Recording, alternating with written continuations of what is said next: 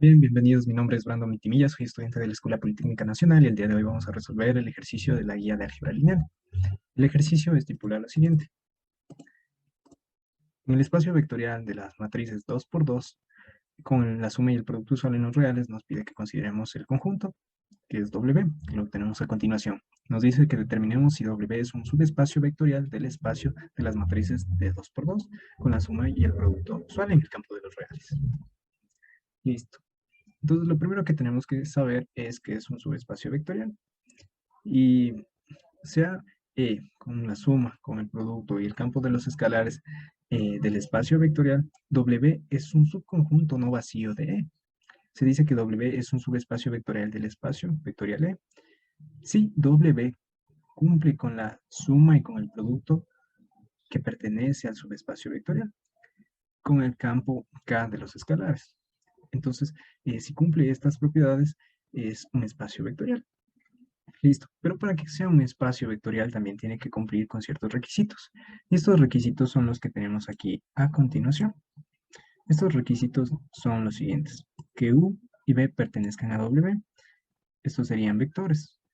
Y que estos vectores sumados conserven la condición del subespacio. ¿Listo?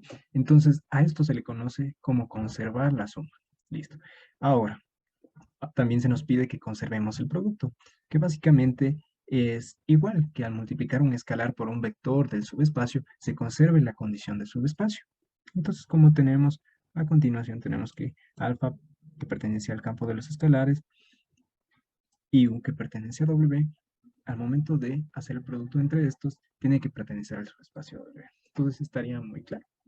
Ahora, también se puede hacer esto de manera combinada, multiplicando un vector por un escalar y sumándole otro vector. Ambos tienen que pertenecer al subespacio vectorial. Listo. Ahora, también algo muy importante es que este conjunto no sea vacío. Y para que no sea vacío, lo mínimo que debe cumplir es que el cero vector del espacio pertenezca a este subespacio vectorial. ¿Listo? Entonces vamos a resolver el ejercicio. Entonces, en el espacio vectorial de las matrices de 2 por 2 se nos dice que el subespacio vectorial es este, el de las matrices de R2 por 2. ¿Listo? Que es R2 por 2. Ahora, la condición que tiene que cumplir este subespacio es que al momento de sacar un determinante que nos establece aquí, este determinante va a tener A, B, 1, 1. Estos unos van a ser fijos, pero este A y B van a ser los componentes de la matriz que yo quiero saber si pertenece al subespacio vectorial. Y luego el determinante de esta matriz tiene que ser igual a la traza de los elementos de nuestra matriz en este orden, C, B, A, D. Listo. Entonces tenemos que determinar si es un subespacio vectorial. Y el primer paso es determinar si es que el cero vector pertenece al subespacio.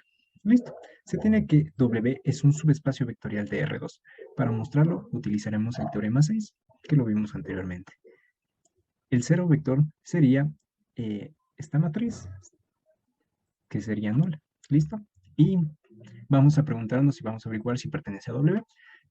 Listo, entonces para pertenecer a W tiene que cumplir con las condiciones de aquí, ¿cierto? Entonces, vemos que al ordenar los elementos de la matriz nula, nosotros tenemos que este es A, este es B, este es C y este es D, ¿listo? Entonces, A tenemos que ordenarlo aquí. Ya, A lo pusimos aquí, es 0. B lo pusimos aquí, es 0, ¿cierto? Y los unos que son como la condición que nos da la matriz, ¿listo? Entonces, al nosotros desarrollar este determinante, sabemos que lo único que tenemos que hacer es multiplicar este con este y restarle la multiplicación de este con este. Entonces, sabemos que 0 por 1 es 0, y menos 0 sería 0, ¿listo? Entonces, aquí tendríamos que esto sería 0, ¿ya? Y ahora la traza. Nosotros sabemos que la traza es la suma de los elementos de la diagonal principal de una matriz, que sea cuadrada, ¿listo? Entonces la suma sería 0 más 0 sería 0, ¿listo? Entonces efectivamente nosotros podemos ver que se está conservando la condición del subespacio para el cero vector. Entonces podemos ver que este subespacio es un conjunto no vacío, ¿listo? Hemos cumplido con la primera propiedad o la primera condición, podríamos decirlo así. Ahora, el segundo paso. He determinado ciertas matrices que ya cumplen con la condición del sistema. Ahora, nosotros, según el teorema 6, teníamos que comprobar que dos matrices que pertenecen, o dos vectores que pertenecen al subespacio vectorial, si los sumamos, tienen que conservar la condición del subespacio. En este caso, nosotros tenemos matrices, entonces la suma de estas matrices que pertenecen al subespacio vectorial, si la sumamos y conservan la suma, entonces vamos a cumplir la segunda propiedad del teorema 6. ¿Listo? Entonces, conservar la suma. Vamos a ello. Entonces, sabemos que esto tiene que pertenecer al subespacio W. Entonces, sean las matrices que tenemos aquí, esta de acá, que pertenecen a W, vamos a mostrar que su suma pertenece a W, a subespacio W. Por hipótesis tenemos que esta era la condición del conjunto. Entonces, aplicando esa condición a cada una de las dos matrices, verificamos que efectivamente se cumple que es igual. ¿Listo? Entonces aquí estamos verificando que sí se cumple. Aquí tenemos el elemento A y el elemento B, los posicionamos aquí. Aquí tenemos el elemento C, el elemento B, el elemento A y el elemento D. ¿Listo? Aquí está el elemento D y los demás eran iguales, ¿cierto? Entonces al momento de realizar el determinante, obtenemos que 1 por 1, 1 menos 1 por 1 sería 0.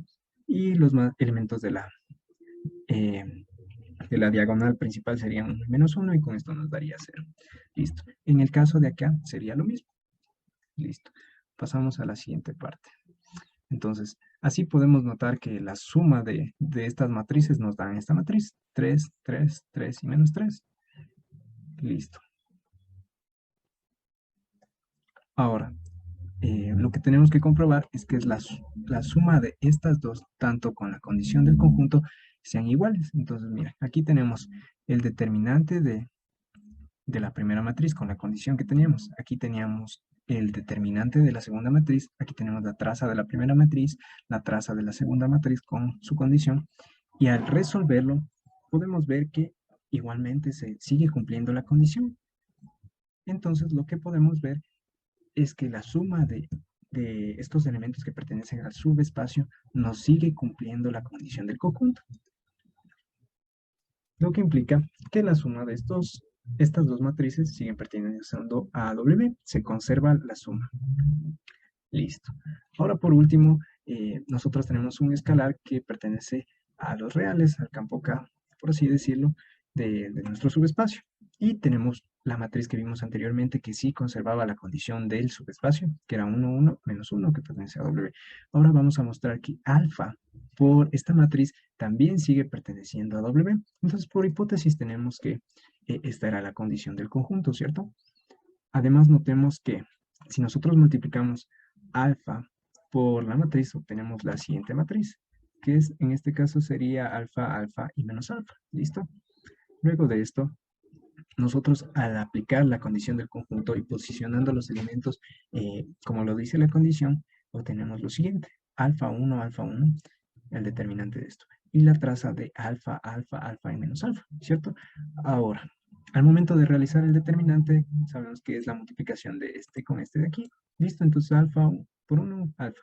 Menos alfa por 1, tendríamos que sería 0, ¿cierto? Y aquí también tenemos que la suma de los elementos de la diagonal principal sería alfa menos alfa, 0 igual a 0. Entonces podemos ver que se está cumpliendo la suma y que se está cumpliendo el producto. Y también tendríamos que decir que se está cumpliendo esto. Así lo detallamos ahí. Por el literal 1, por el literal 2 y por el literal 3, junto con el teorema 6, se concluye que W es un subespacio vectorial de las matrices 2 por 2. Listo, eso ha sido todo. Muchísimas gracias.